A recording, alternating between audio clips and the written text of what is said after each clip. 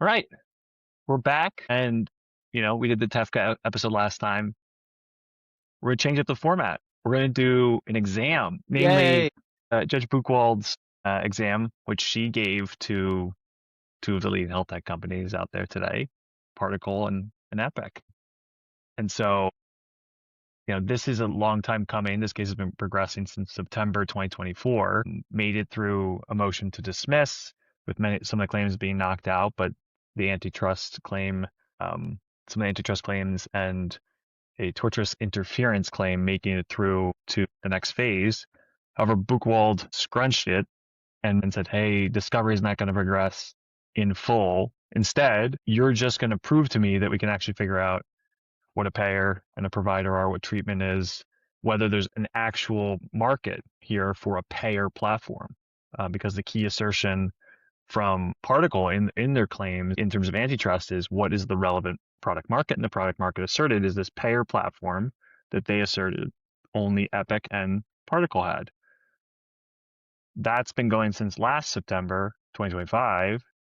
We're exiting phase one, and there's still a fight, and Particle and Epic are pushing for motion for summary judgment by Epic, pushing for actual full discovery by Particle, and Judge Buchwald has concluded that they're just restating the same things that they did last fall, and she needs a 5-pager from each of them on these key questions with as little industry jargon as possible. And so, what do you guys think it means when a federal judge has to ask these tech companies to explain their own products in plain English? What does that say to you? I mean, I don't know how long the typical litigation process is in healthcare, but it's pretty clear she doesn't want to be caught in this for another 5 years, and that there's, circular definitions.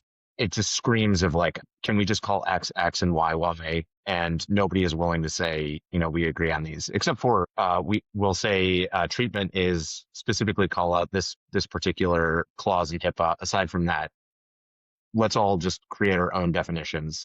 So you can just hear her frustration.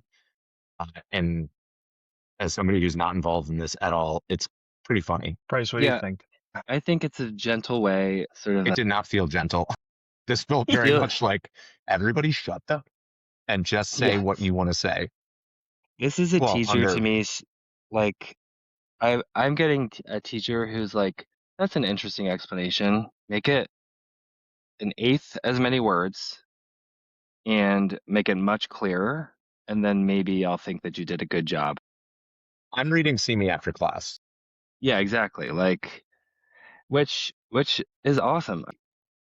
Nowadays, with generative LMs and things like that, everyone can say everything all the time, as many words as they want, as confusing as they want. SAT words are a dime a dozen. But when someone says, I want you to be able to explain this to my mom or something like I know I'm doing a good job of teaching if like I can explain a concept from our industry to my mother who doesn't care about our industry. And so I love the idea that it's like, let's distill this, and I want you to say this as plainly as possible, because it's giving a hint of like both of you are trying to mask what you actually believe. So now choose your words carefully, and I'm excited to dive in. Have either of you seen Succession? A little bit. There can be like 7-minute scenes where there multiple characters are talking about something and there's no way to discern what the hell they're talking about. Like it is just word buzz salad. Whatever happens with LLMs in the legal profession, I'm getting that Quinn Emanuel lawyers have an opportunity to write on the Succession reboot whenever we're ready. One, brevity is the soul of wit, is now brevity is the soul of liveliness. And Judge Buchwald is internalizing that and hoping that, gets us through here. I'm also just, before we dive in, doubtful, right? Like the whole case is predicated on them having different opinions about what the product market definition is and being like, hey, please just come to agreement about it. Doesn't seem likely. So, Well, did she expect agreement, or did she expect them to actually just have to paint with primary colors, and then we're going to see that they're, one is red and one is orange. I guess those probably aren't both primary colors, but they're different, and that's worth seeing. for sure. Well, they have responded, but before we do that, let's just walk through the questions and talk through it. And so the first question is, what is Particle's definition of the relevant product market? I don't know if anyone has thoughts there. Well, interesting too, the wording there is what is Particle's definition, but then both Epic and Particle have to answer that.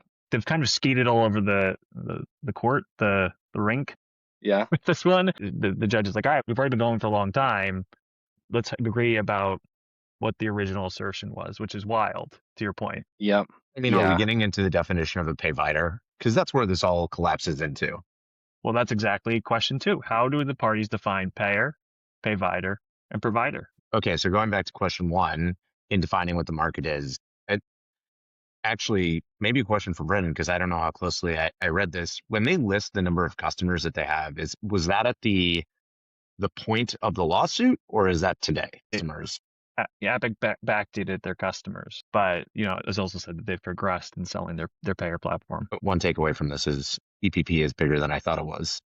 If that's backdated, what Particle's definition of the market is doesn't really matter outside of what a payvider is, because that's where this all, to me, kind of fell apart. And I don't know if that's like a law firms because they were forced to speak in plain English, or if we really just want to have this aggressively broad definition of payvider. But I mean, Epic's law firm or lawyers came in strong in expecting what Particle was going to say and just saying like, everybody cannot be a payvider.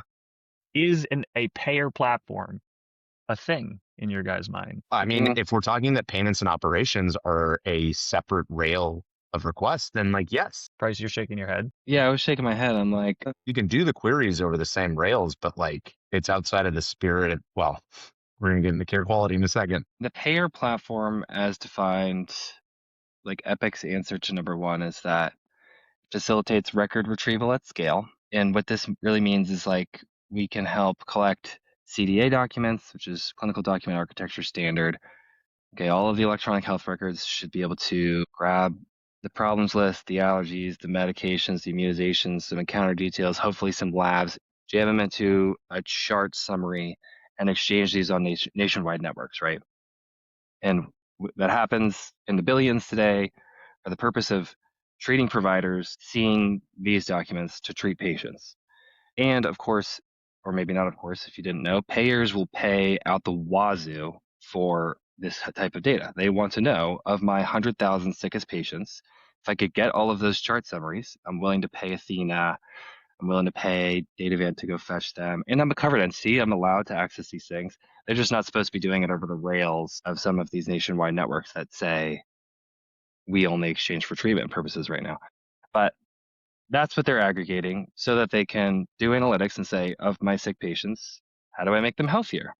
How do I spend less money and make them happier, hopefully retain their business or their employer's business? And that's too amorphous of a job to me. Like, it sounds like I just described it simply, but there's 100 different protocols that you could use to communicate those documents. There's 100 different standards that you could use to communicate the same type of data in those documents, even though I was calling out one standard.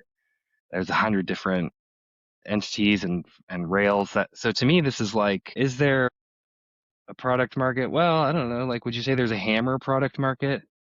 Is there a hammer product market, or is there like a heavy metal thing that you whack nails with? Sometimes it's like a hammer. Sometimes it's like more of a mallet. Sometimes it's like you use the butt of your drill if you're in a pinch or something, like you've got an impact drill on your belt.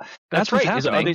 Are they substitutes? And like that, for the question 1, it's like the tough part for Particle is they need to say, okay, these are substitutes, right? There's an Epic payer platform, and the way we're doing it, even though they do it different hows, one's the butt and one's a more fit for purpose tool potentially. Like, they're the same, but at the same time, they need to say it's only the 2 of us. There's not these other things. That's the hard part to me. But they're trying, and so their answer for question 1, let's go through it. Particle said payer platforms are software enabling healthcare payers to collaborate with providers in value-based care models, defining features of real-time, bidirectional, at-scale clinical data, plus alerting, analytics, and longitudinal storage. Well, That's a clearinghouse.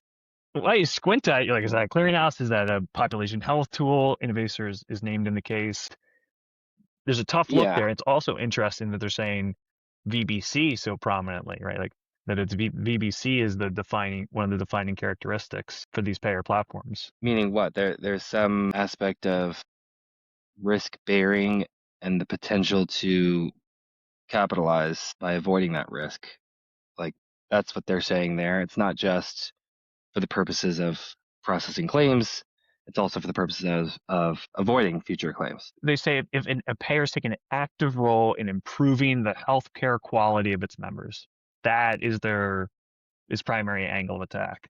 Which is again, like, I don't disagree with what they said about a payer platform. I'm just going to come out and say the same thing is true of a delegated authority who only manages your patients or your members' medication adherence. And it's a completely different type of company. And the same thing is true of an entity who uses telehealth to manage all of your musculoskeletal, members' needs. It's just way too broad, in my opinion. It's also a bold set of letters to lean on when I don't think that we could get the three of us to agree on what the clear definition of value-based care is. Like this to me felt like we're just creating, we're opening up a different drain for Gino to swirl around for a while because the three of us will have different definitions. And when we go ask 300 strangers on the street, they're not going to know what it means, but we'll also probably describe it differently as well. Reading VBC in this definition, I was like, oh no. So question 2, payer, payvider, and provider. What do those mean to you guys?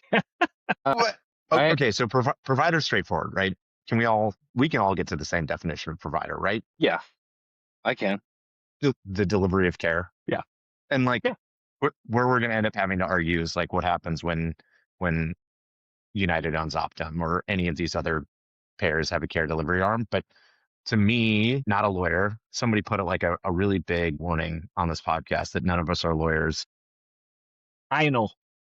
I really struggle with the idea that providers in value-based care arrangements are not typically looking at the long-term risk of that population. They're looking at like a defined period, 90 days after surgery, a year of enrollment or whatever. And for many payers, one of the major things that they're doing is risk pooling across like an enormous population. That is, if they have any function at all, it is that. And so that to me is where I feel pretty confident drawing the line on what's a payer. Article says a payer is an organization that assumes the financial risk of paying for a patient's healthcare. And to your point, the reason you can do that is through actuarial sciences and grouping a bunch of people together and saying, on average, they'll be this sick, and we're going to have more money than that.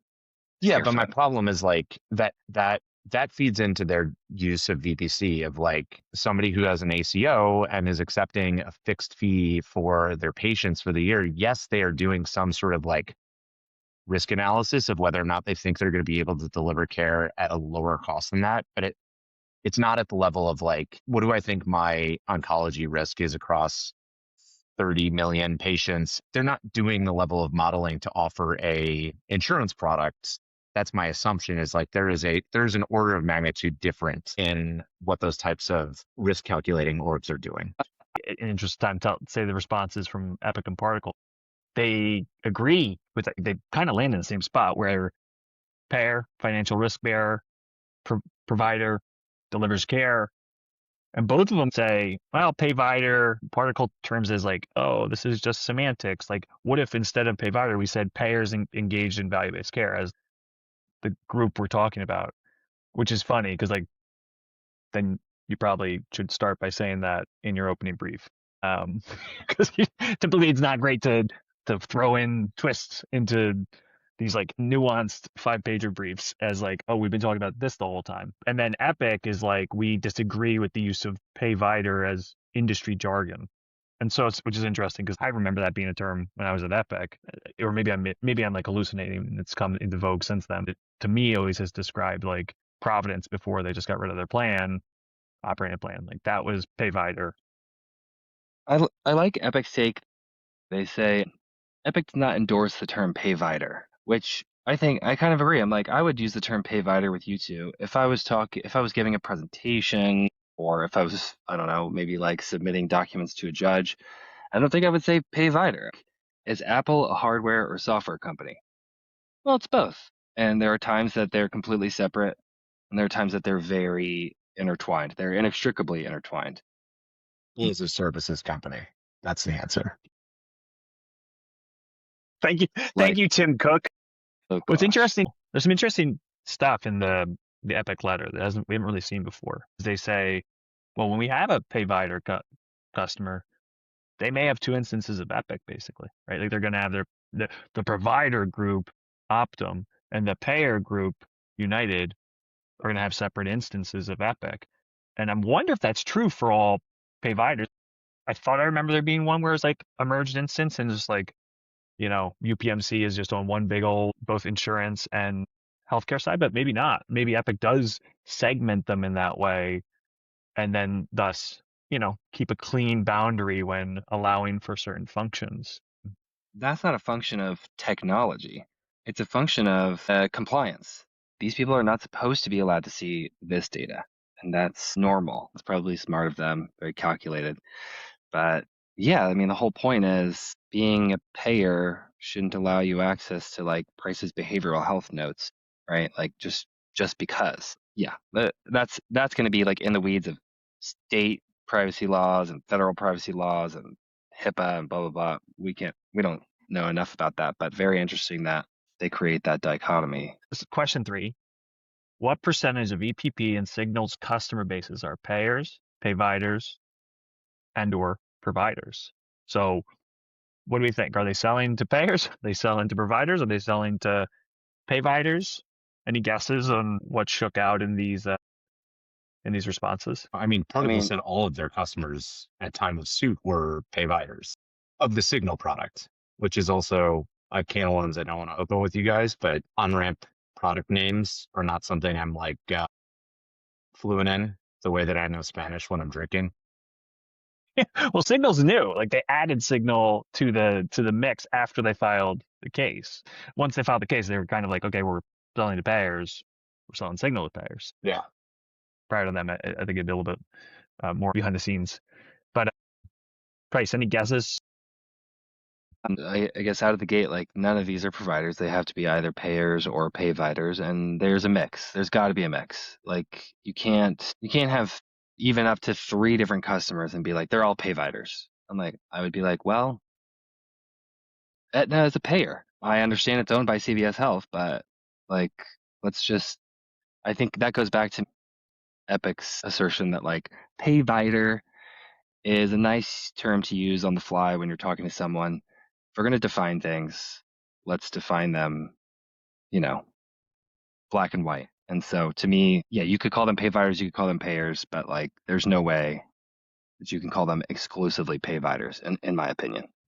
So, as you guys sort of predicted, Particle says 100% of payers are for Epic Payer Platform are engaged in VBC, or who's Signal, 100% payviders, same market. We're selling the same people. That's Particle's take. Epic said we got 23 payer customers as of the time of the complaint. We have more now, but like we're backdating this thing. And then we also have provider customers. This was the twist because they said 300 Epic, plus? yeah, because Epic Payer Platform is on both sides, right? Like you're connecting over Epic Payer Platform to provider customers who must have it installed and set up to participate.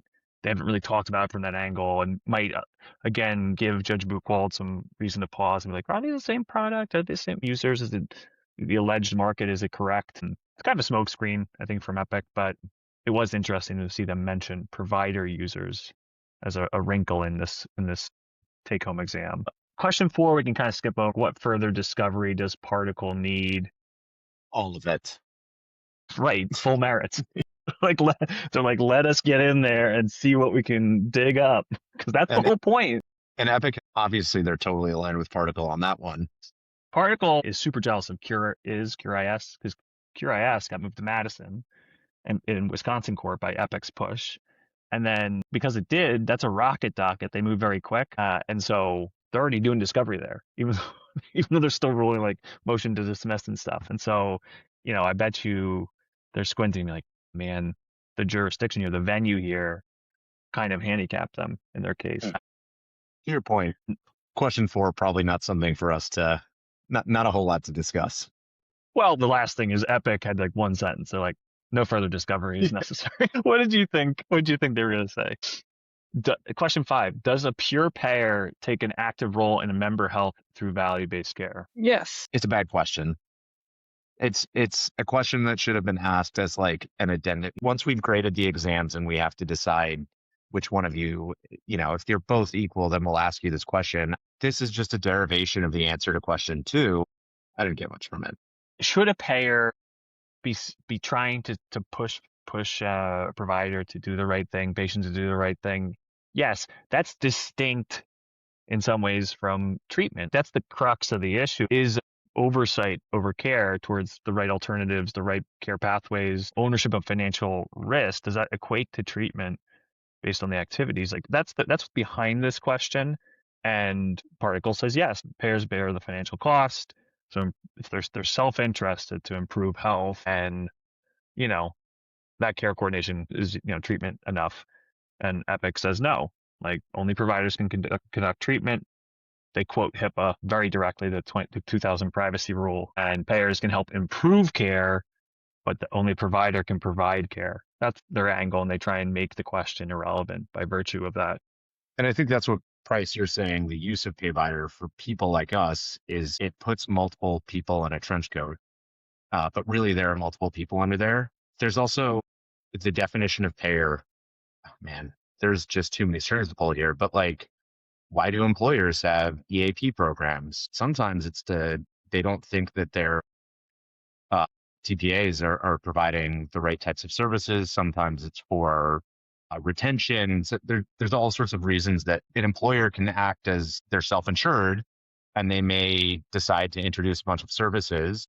I don't think that we would consider Google to be a provider because they give their employees free therapy sessions through a third party. Payvider is a bunch of things in a trench coat is the way that I'm going to stick the landing here. I mean, that's what Epic does say, that, right? They're like, Particle's definition is so broad, it could be anybody. It could be you or me. Yeah.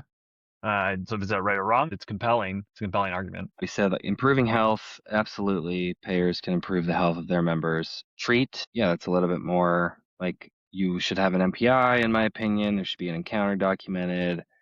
And then maybe like, don't you have to bill yourself for that or something? I'm assuming there's like all sorts of laws that would have to do with treating. Money here goes to money there. Now I'm even thinking like, imagine one of the strongest payviders in the world who does a great job of knowing their members and does a great job of primary care and preventative care and benefits.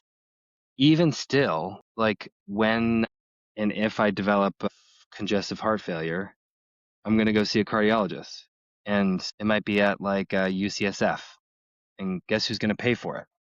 My payer, who has been treating me well and has been, I've had a long-standing treatment relationship with them. But like at some point, they're just going to be my risk-bearing entity. They can't do it all.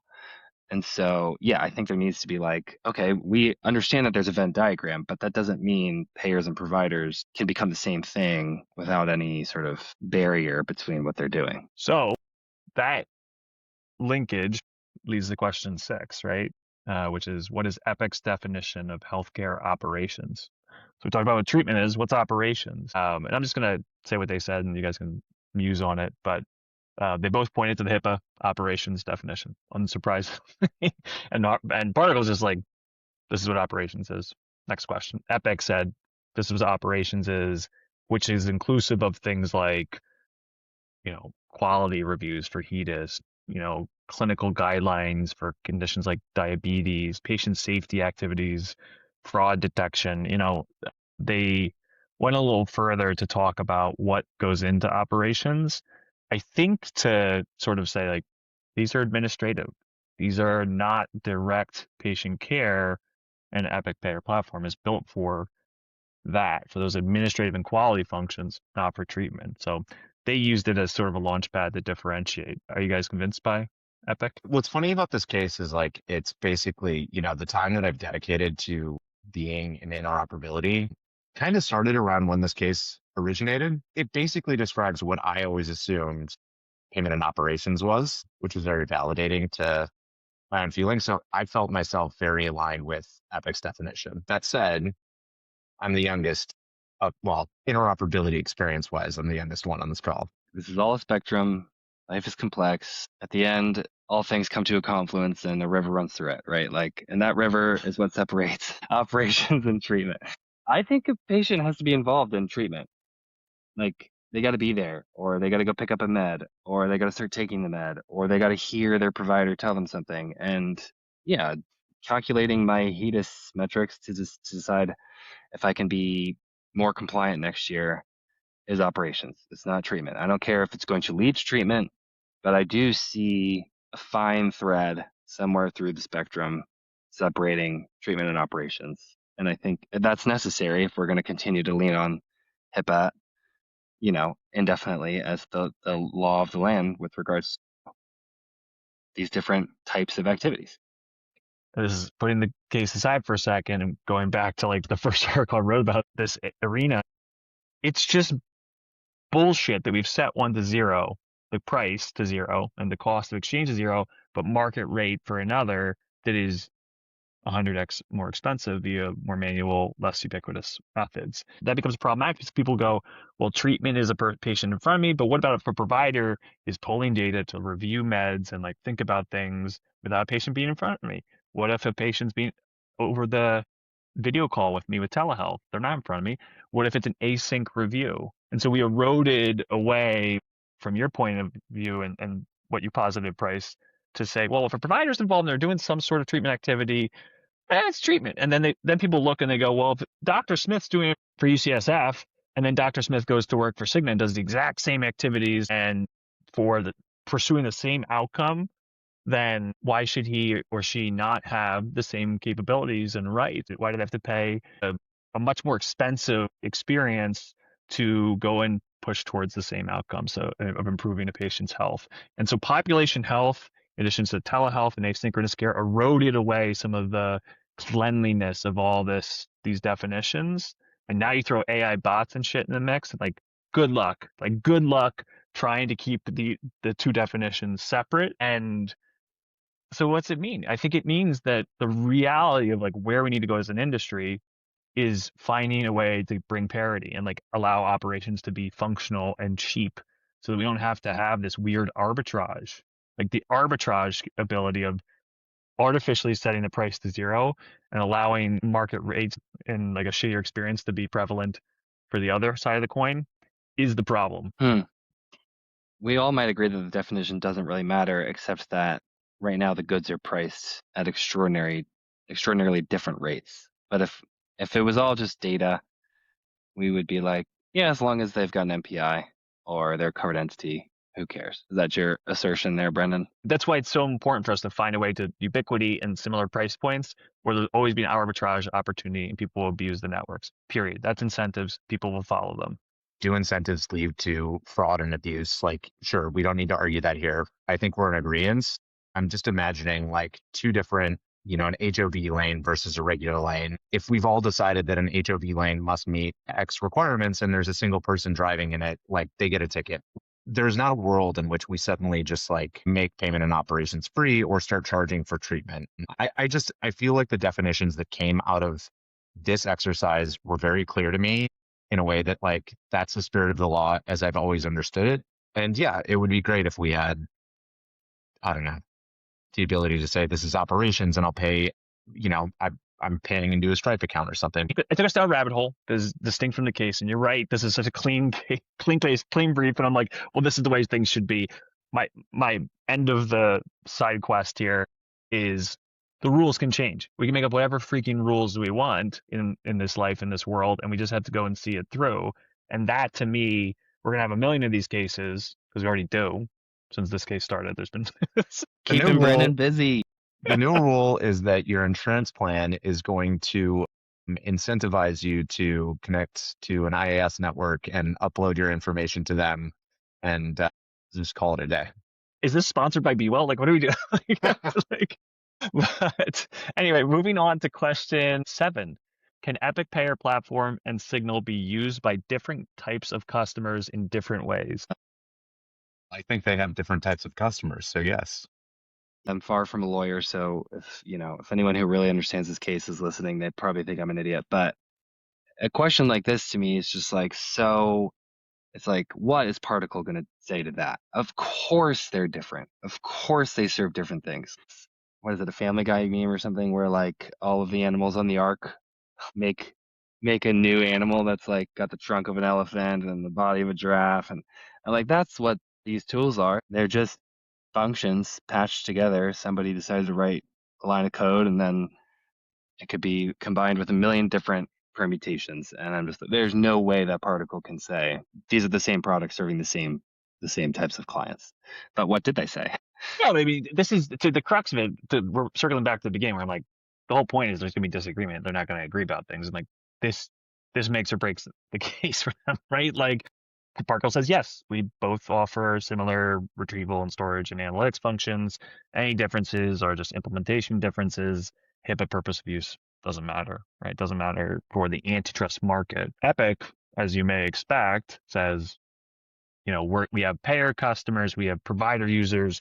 The Epic Payer Platform is segmented out to each of those. Signal is only used by payers querying one way over care quality for treatment purpose of use, whereas Epic Payer Platform doesn't run over those rails. It doesn't use care quality or other network exchanges.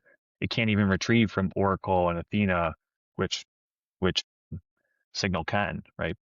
All I'd say is Epic says they're different. I think there's some merit in Particle's response here, which, like you said, was both products provide a range of similar functionality for entities engaged in value-based care. There are differences at the margin, but they serve core retrieval, storage, and analytics functions that support VBC. I'm like, that's a great answer. It also suggests that maybe you two aren't the only ones doing this. It's not a high bar. Like, there's not a difficult, what is it called when you enter a market or whatever? Barrier to entry. If you're explaining it this simply, how could you possibly assert that you're the only two doing this? So that's my take. That's the problem. And it gets, again, going back to earlier, it's like they're stuck between being like, no, these are the same market and like we're serving the same types of customers, and then also being like, no, but like the innovators of the world, the Arcadias of the world, anyone else that's doing sort of HCC coding and providing data, like those are different. That's tough. It's just a tough look that is the reason we had this wonky phase 1 and this weird take-home test. They're trying to thread the needle here. Okay, we got a few minutes left, so let's try and get through the remaining questions. Can a payvider request records for treatment purposes through Epic Payer Platform or Signal? I don't know the answer to this. This depends on their software. Didn't they both say yes? Particle says yes to both, right? Oh, right. Signal is for treatment. Yeah. Care quality says it's permissible, is what they put into their response. Epic might say that they're only payment operations, but we have proof via discovery and their litigation position that it's they're doing treatment as well, is what Particle says. A lot of this is redacted, so I don't think that we actually see the proof from all the spicy stuff, unfortunately, is blocked. But Epic says no for Epic Payer Platform. They say you gotta be a payer, you gotta be doing it for operations and payment. It's gonna be minimum necessary, whereas Signal is treatment. And this in question 7 are the critical ones, or could be the critical ones for market definition. Okay. Yeah. Is HIPAA purpose of use a defining characteristic of a product market?